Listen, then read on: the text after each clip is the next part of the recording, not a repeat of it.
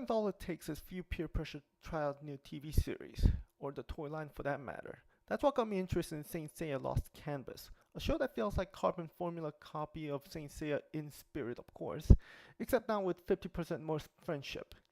Myth Cloth line was one of those things I was hesitant to buy into, and after getting Myth Cloth Tenma, I can safely say my hesitation was slightly justified.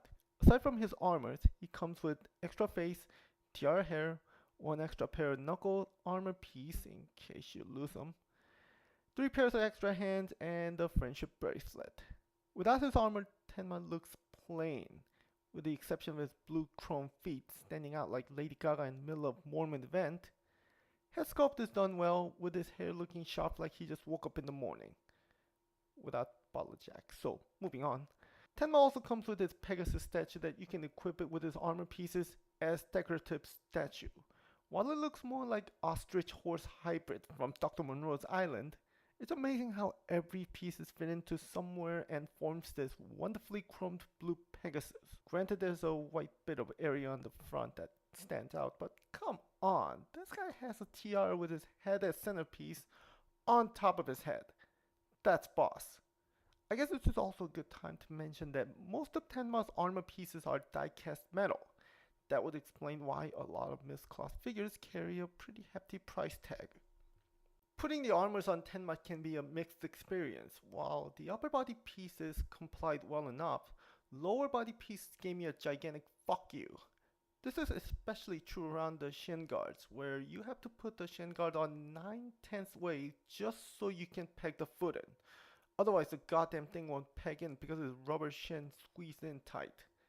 Putting that area together took me as much time as microwaving 3 boxes worth of Hot Pockets, and it was one of the most frustrating aspects of this figure. Making the matters worse is the right front hip panel armor, due to it being stuck tight between Tenma's waist and the belt piece. It does not help at all when the hip armor pieces are made out of plastic, and moving the right front piece made me paranoid like I'm handling a bomb with rainbow wires.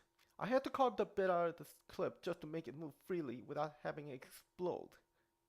When everything's all said and done, he looks great. The blue works well on Tenma's washed out red, and it almost compensated for the hateful experience of dress up. He's a bit taller than any of the figures I own, however, he is on the same height as Robert Downey Jr., so you get the idea. Speaking of figures, he has all the articulation figures have, including die-cast feet, which allows for great stability or double damage when kicking the enemy on the shin. The only minor hindrance is that he can't look up because of his back hair getting in the way. For all the great things I said about Tenma, there are a few other things I need to pick on. First of all, the plastic chrome and die-cast chrome do not match, which creates a slight difference in surface texture.